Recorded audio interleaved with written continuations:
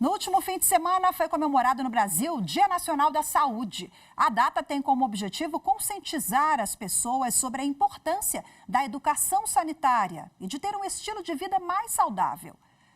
Porém, um dia como esse traz também a reflexão sobre como a população ainda depende do Poder Judiciário para conseguir ter acesso a medicações e tratamentos. Acompanhe os detalhes na reportagem de Carolina Chaves. O Dia Nacional da Saúde foi instituído no Brasil por uma lei de 1967. A data foi criada para incentivar ações de prevenção de doenças e também para fomentar a cultura de que pequenas mudanças no dia a dia podem fazer a diferença para um futuro mais saudável. Seria um momento de conscientização se não existissem problemas enfrentados diariamente pelos usuários da saúde pública e da suplementar. Tratamentos interrompidos, falta de medicamentos e grandes filas para a realização de exames que obrigam o cidadão a recorrer ao Poder Judiciário em busca de uma solução. O Conselho Nacional de Justiça criou um mapa para monitorar processos com esse tema. O gráfico é atualizado pelo CNJ em tempo real. Só este ano foram recebidas 123 mil ações judiciais, 78 mil sobre o Sistema Único de Saúde e 45 mil sobre a saúde suplementar. A maior parte dos pedidos são contra planos de saúde, por tratamento médico hospitalar e por fornecimento de medicamentos. Segundo o ex-conselheiro do CNJ e integrante do Comitê Nacional de Saúde, Arnaldo Rossepian, o Poder Judiciário tem adotado uma política de mediação e conciliação para evitar os casos de judicialização desse tema. No entanto, isso não tem sido suficiente para diminuir o número de processos na Justiça, principalmente ações que pedem acesso a novos remédios que ainda não estão na lista padronizada da Agência Nacional de Saúde, a ANS. Nós estamos falando na busca daquilo que não está na política pública, portanto, vai furar aquilo, vai extrapolar aquilo que o Ministério da Saúde oferece à população brasileira. Bom, e agora para repercutir o assunto, eu recebo aqui nos estúdios da TV Justiça a advogada Kênia Amaral, que é especialista em saneamento e saúde. Seja muito bem-vinda, boa tarde para a senhora. Eu que agradeço. Bom, a gente apresentou na reportagem, realmente esse tema é muito complexo, né? Envolve várias esferas do Poder Executivo, não é só do Legislativo, mas chegamos até aqui. Quais as causas, na avaliação da senhora, da judicialização nesse boom que enfrentamos em 2023? É bastante complexo, não tem uma causa e efeito específica. Na verdade, são várias causas e vários efeitos. E é uma judicialização bem mista, o que dificulta dizer qual é a causa e qual o efeito.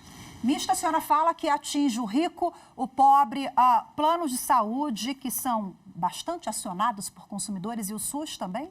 Sim, planos de saúde, como a reportagem falou, a ANS regula quais os medicamentos vão ser oferecidos pelos planos.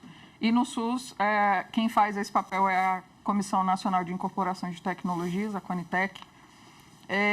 E sempre na judicialização tem muitos medicamentos e procedimentos que nem passaram ainda por essa avaliação, nem na ANS e nem na CONITEC.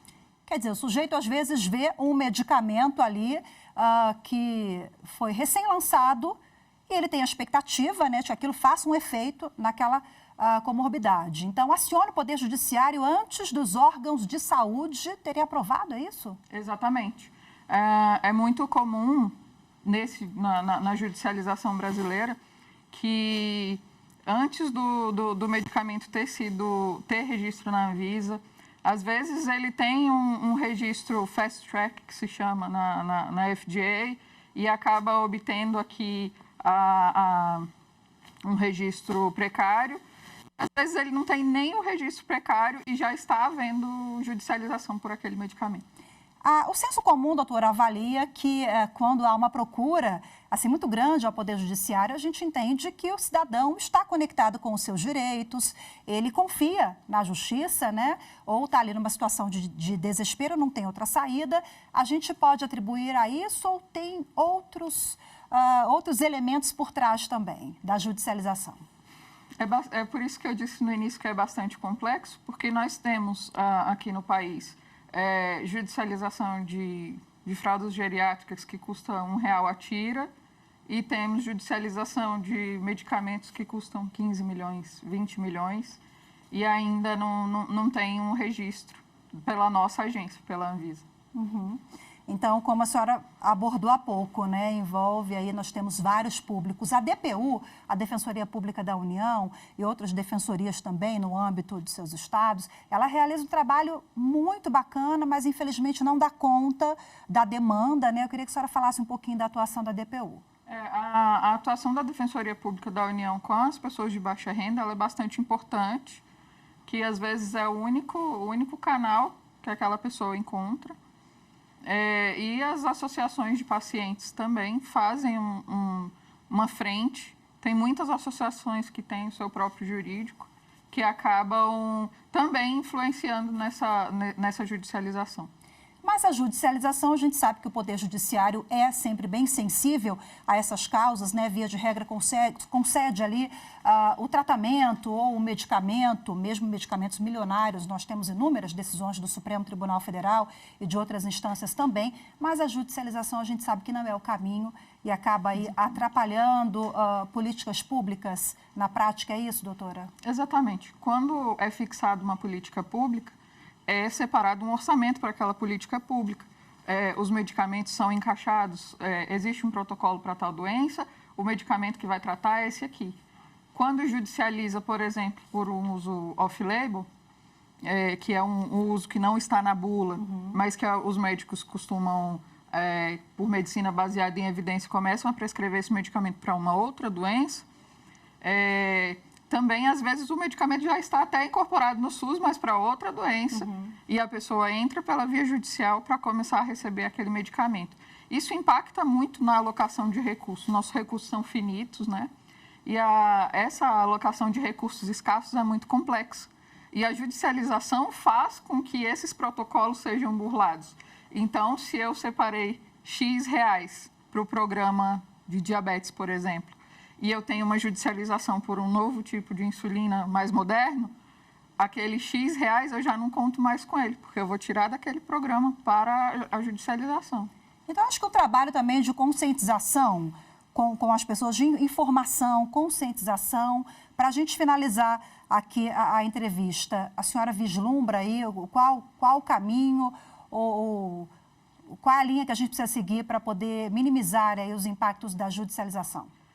Bom, é um assunto bastante sensível e que deve, sim, ser compartilhado com a sociedade civil, Estado, Poder Executivo, inclusive Poder Judiciário também, que pela judicialização acaba participando do processo. Deve ser compartilhado e é um assunto muito sensível, porque a Constituição garante saúde para brasileiros e estrangeiros que residem aqui, inclusive, e nós não podemos colocar um freio nisso para não gerar injustiça. Mas é fato que nós precisamos de uma saída que coloque um ponto nessa linha tênue, né, entre a justiça e a iniquidade. Maravilha, doutora, muito obrigada, viu, pela sua participação, pelas reflexões e orientações todas aqui conosco. Boa tarde para a senhora, até a próxima. Eu que agradeço. Até a próxima.